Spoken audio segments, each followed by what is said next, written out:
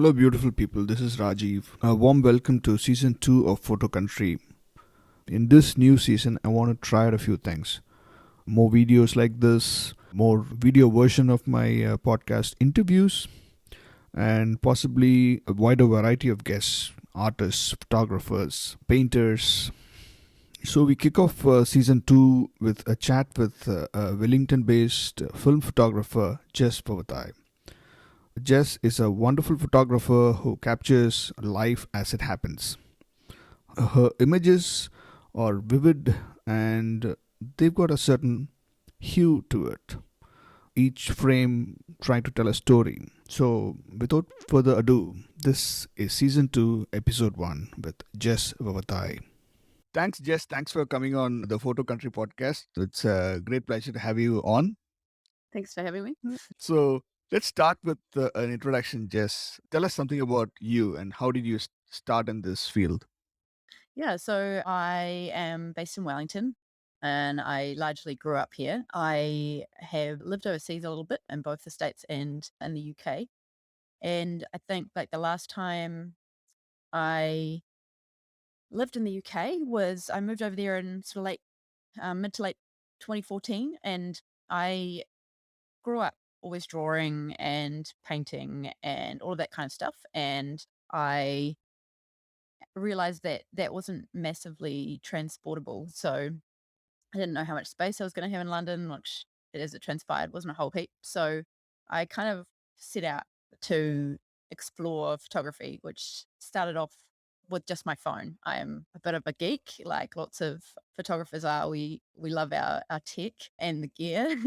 And I didn't want to invest in gear if I wasn't confident that I was really into it and was going to use it. So I set a task for myself where I had to do something creative photography wise with my phone every day for at least a year.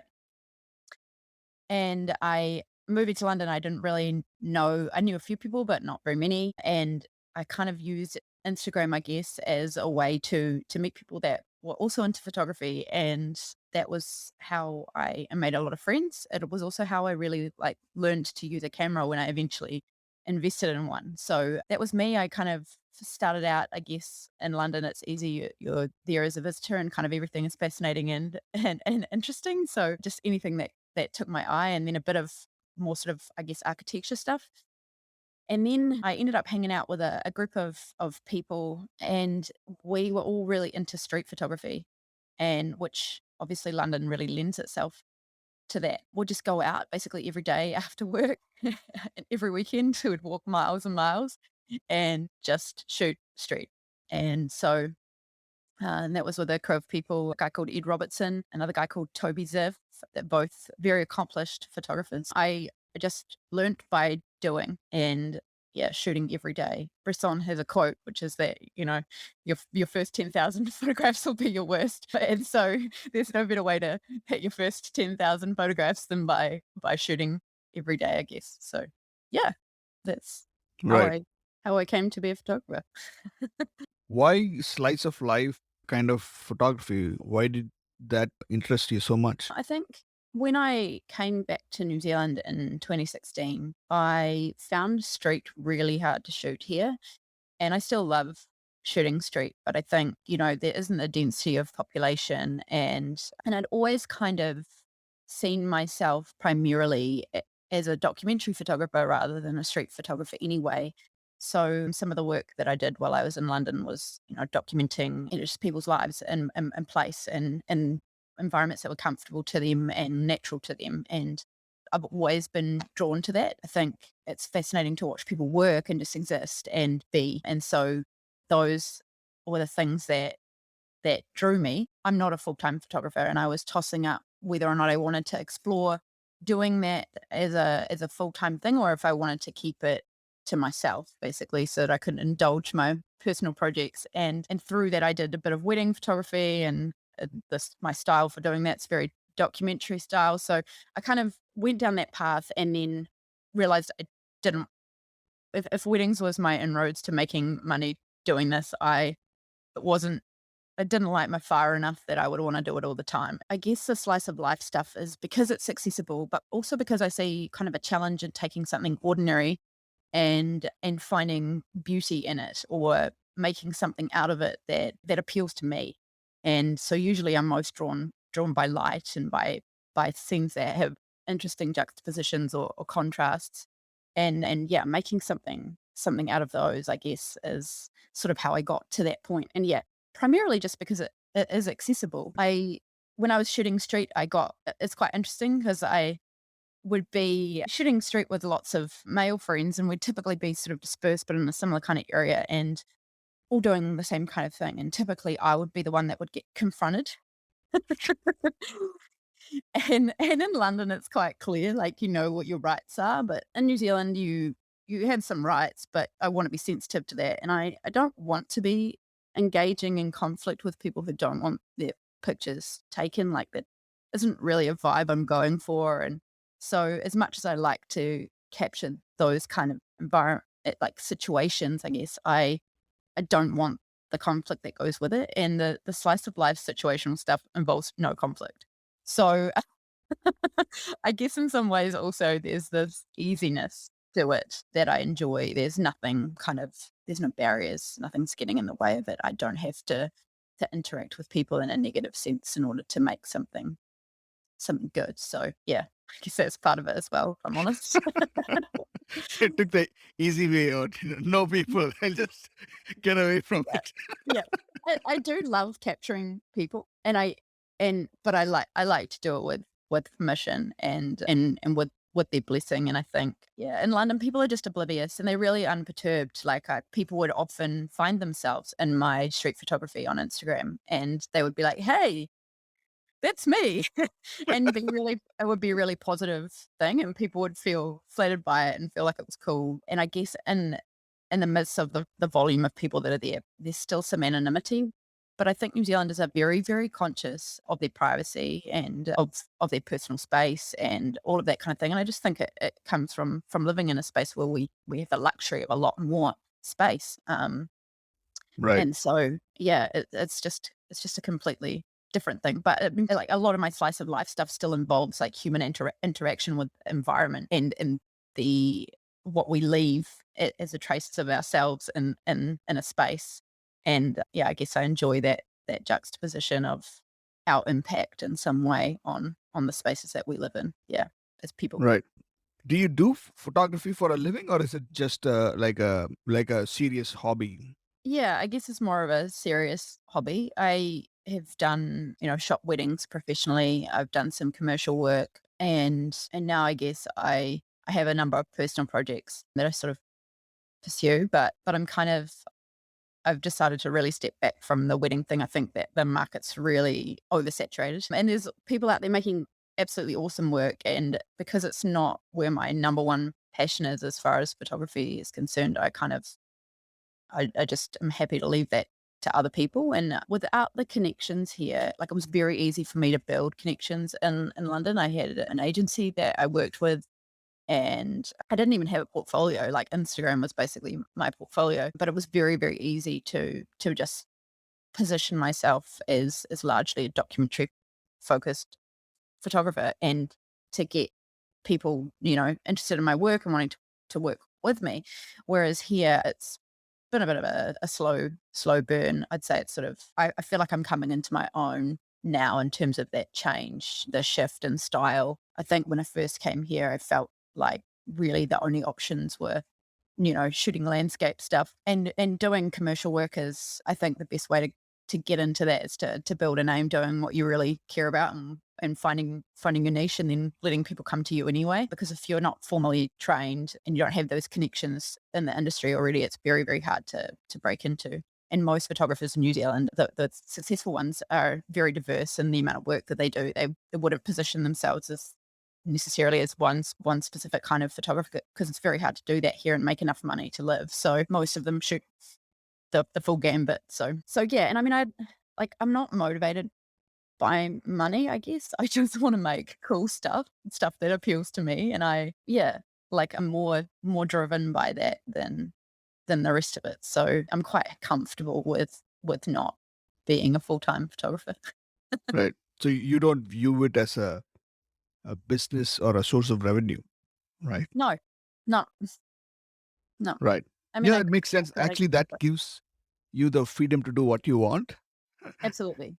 Excuse the cat. Yeah, absolutely. So, and I like that. I like not having the constraint or the control of someone else's vision. I think my experience working with commercial clients was that it was quite a bit like it was kind of easy in a way because they were hiring you based off what your work looked like and they kind of knew what they were getting into. But when you're shooting someone's wedding, it's a very different thing. Often, they're not professional models. They're not used to being in front of the camera, as most of us aren't. And so they don't necessarily have a strong vision of the client for what they want. They're not coming at you with a mood board unless they're super organized, which brides like that tend to be not my jam. And because I wasn't doing it full time, I could be a bit more selective. But yeah, I mean, I really enjoyed shooting the weddings that I have shot. But yeah, it's a huge amount of work for yeah for the return and yeah, the admin side of it really like it doesn't float my boat at all. Right. Yeah, I get that because yeah, that's one reason I didn't kind of shift into commercial stuff is I really wanted this to be my hobby and Yeah, explore my creative vision and what I can do with it yeah. and how far I can go with it rather than making it a business. And once it becomes a business, then it's a whole different ball game. Oh, completely. I think it really does change it, and I mean, it brings into question pretty quickly whether or not you really love it and can love it in that state. Because I think, yeah, it's just changes the focus. Right. Right. Coming back to your photography, I see that in your profile you said you are primarily a film photographer Yeah. with a 35 kind of equipment. Why is that? Can you talk us through that? I think 35 mil is very, like, it's accessible. I think it's kind of it's a great place to start when getting into film because, I mean, you get, maybe 36 frames or 24 depending on what you're shooting, and so there's lots of room to play around there. You're paying the same amount to get a 10 shot or 12 shot roll of 120 negs developed as you are to get 35 shots out of a 35 mil. But I think too, like, there's just so many more cameras out there, and I started shooting 35 mil with an Olympus OM2N, which I picked up when I was in London off eBay for about £70, and it was just translated really easily from, like, I'm digital wise, I shoot Canon, not because I have any real allegiance to them. The UI for me just works. The workflow makes sense in my brain, so it's what's easiest, and that, and translated pretty easily one to the other. I like film because I feel like it's forced me to slow down. When you're shooting digital, you're just firing off shot after shot, and you end up with a lot of frames. And if we go back to my point about hating that's a lot of it's a lot of work to go through, like, 1,000 frames where, every sort of 25 of them are roughly the same, and you're like, well, which one's better? And then you've got an argument about that. Whereas when you're shooting film, you're looking through the viewfinder, and I feel like for me, it makes me a lot more deliberate and a lot more considered because of that limitation. And I have always liked constraints. I think, even when I started photography doing just mobile, the constraint of that was fun and added to the experience for me. So yeah, I like the discipline that it gives me, and I'm pretty keen. Like, I've got a Yashica Matte 124G, so I'm starting to get sort of into that medium format side of things. I'm really keen to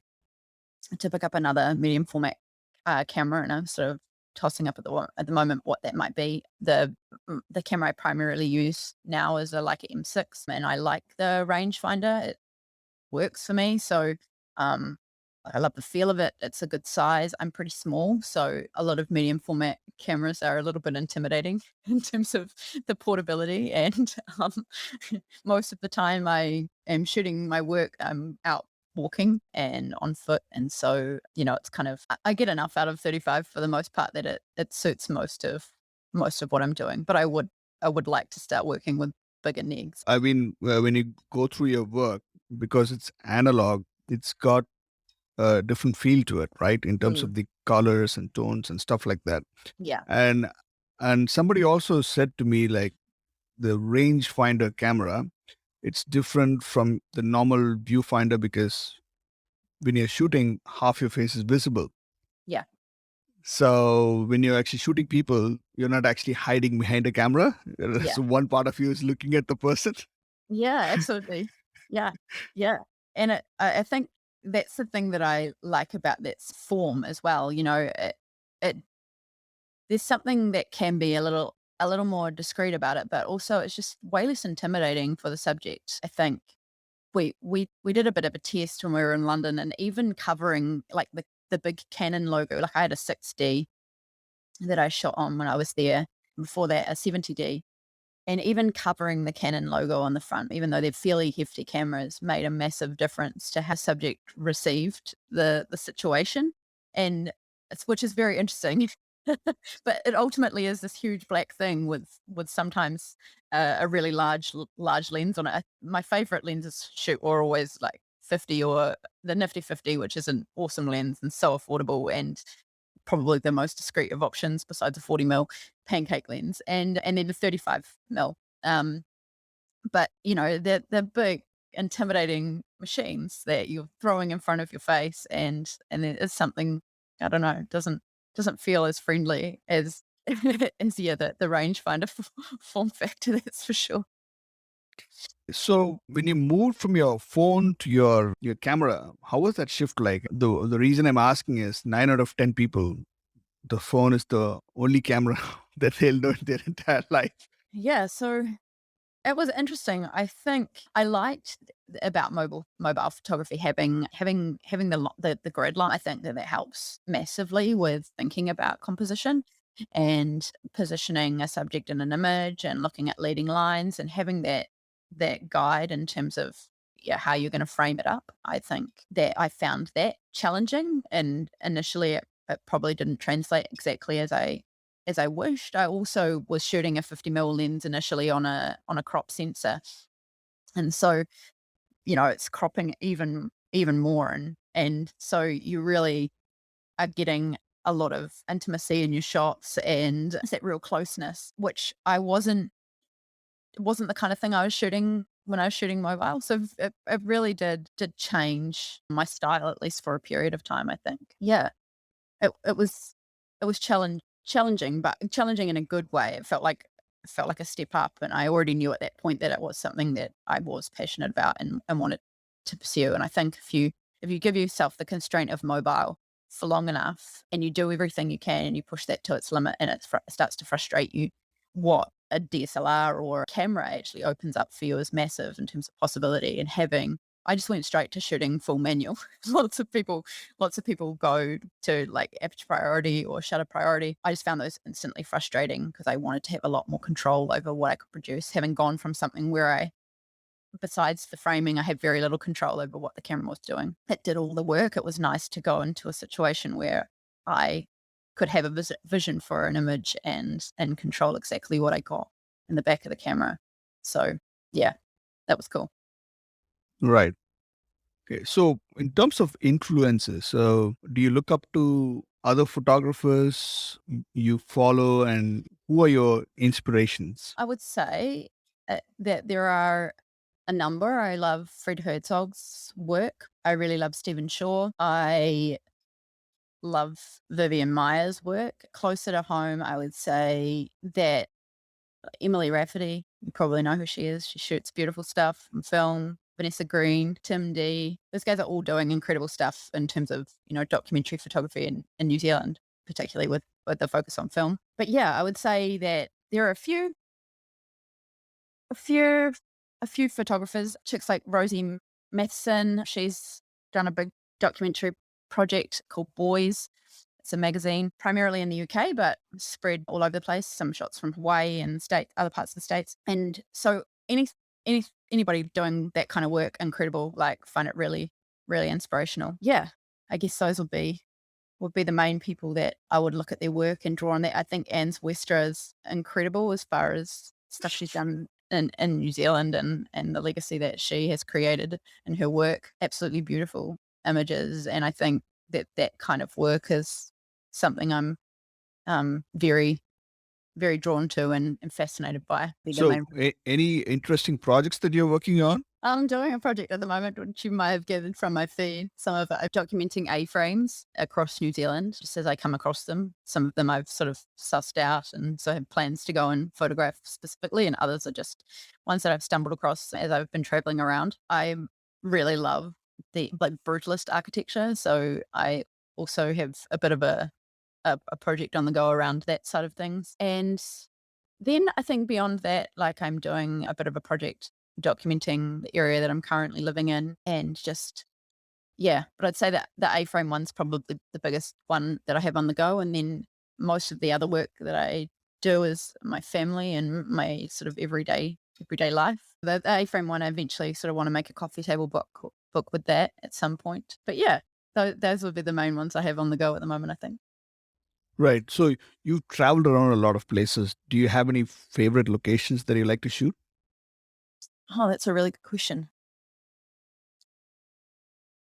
I think I like small towns, pretty much anywhere. Anything that feels kind of earthy or a bit like the quaintness of it and the the just the nostalgia, I guess, of small town New Zealand. So I'm always pretty amped when I go somewhere that's on the smaller side and isn't too touristy. Which, yeah, I think I'm most drawn to those kind of places that aren't necessarily overshot. And yeah, so I went to the East Coast in the summer, and I'm really keen to get back there and document more of the East Coast.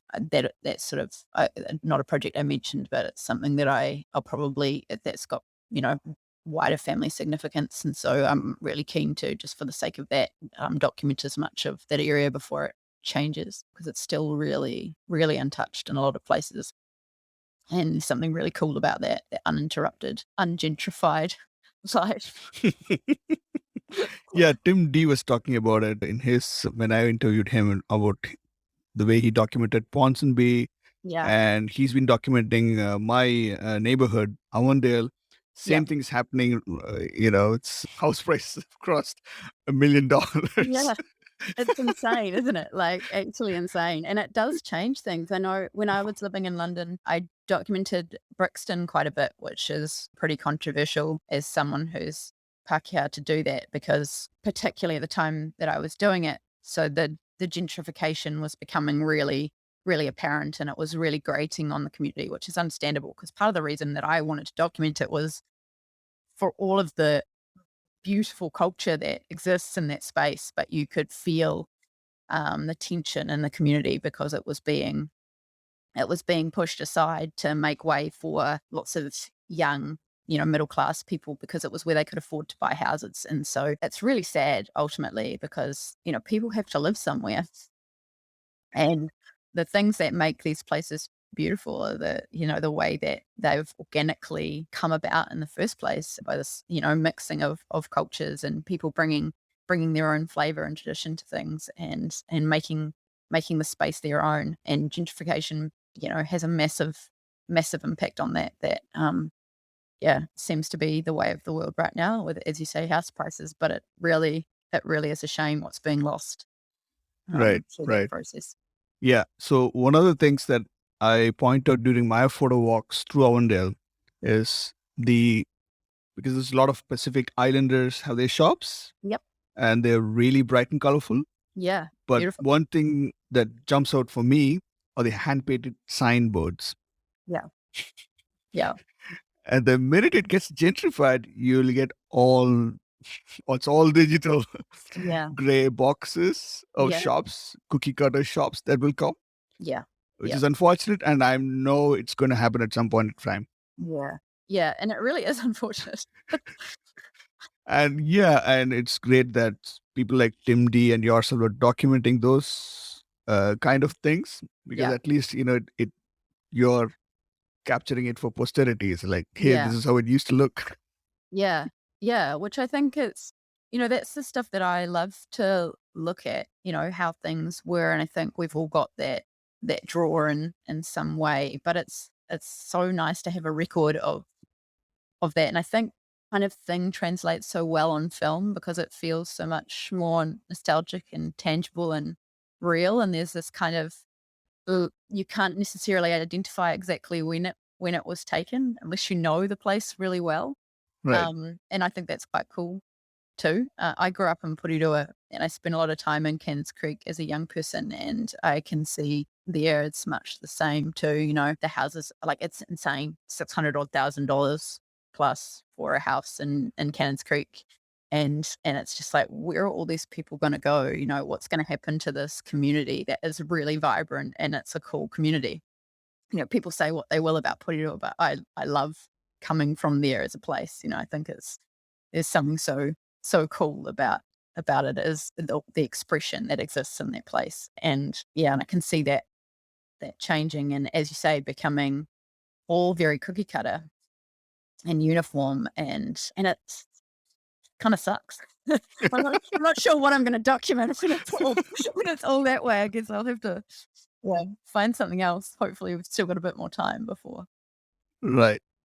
Okay. So here's another Henry Cartier-Bresson term. Do you go look for the decisive moment in slice of life, or it doesn't matter? I guess my way of doing things is to be very reactive. I'm not so planned about things. So I would say that, yeah, I probably do that to an extent.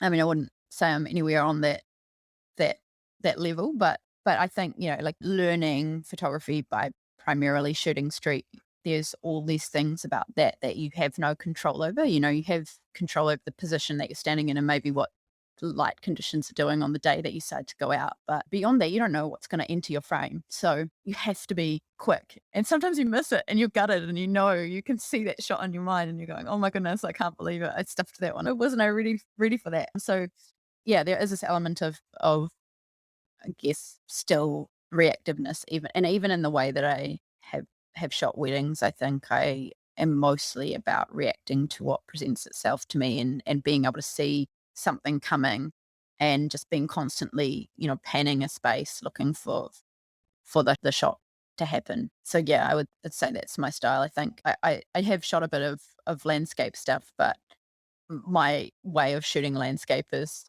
based on what is presented to me on the occasion I happen to be in that space. I'm not one of those, let's lay in a field for, you know, 5 hours and wait till this exact thing happens. I don't have the capacity in my personality to be that kind of shooter, I guess. And even when I do portrait work, I I like to have a bit of a vision for what I'm gonna get, but I also like to have the freedom to be in the moment and to see what comes to me rather than forcing a situation. So this is a question that I ask all my guests at the end of the interview. What will you tell your younger self if you give any advice? When you're starting out in photography, what would you advise someone or your younger self? I think I kind of already touched on it, but I think shoot like every day at every opportunity. And so, if the camera that's available to you and is, you got constraints on cash and whatever, you shoot what you can get your hands on in the price range that you can afford, and you just shoot. And that's the beauty of digital in a way. Like, it's incredible. You have an instant ability to see what you're getting um, from the way that you're using the camera as a tool. So you can really be quite experimental and just have a crack and shoot. The more that you shoot, the quicker you will be, and also the better you'll be. The more you will learn about framing and about what you like, and the more you'll establish an eye and a style that's unique to you. I think, I love I've got a massive collection of photo books. Probably every time I get paid, I buy another one. It's the thing that I allow myself to collect. But I think, and I love to look at other people's work, and there is, I think, value in trying to emulate other people that you admire their work and you're drawn to them, but ultimately the only way you establish your own style is by going out and shooting heaps. So if it's something that you're passionate about and you care about, the more you do it, like the better you'll get, and the more you'll get. That was solid advice. I think you'll have to practice, practice, practice until it becomes muscle memory, I guess. Yeah, and even then, I think that's the awesome thing about photography. There's never a point at which you go, cool, I've made it. Like, I know everything there is to know, or there's no other images to be made. There's always images to be made, and there's Right. always things to learn. And I think that's probably, for me, one of the things that is coolest about it. It's an unending learning curve. Absolutely. Absolutely.